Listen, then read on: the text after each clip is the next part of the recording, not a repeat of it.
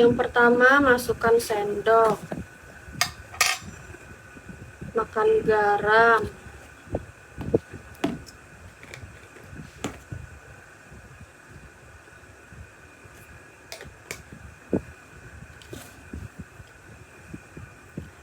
kemudian aduk sampai kekuningan.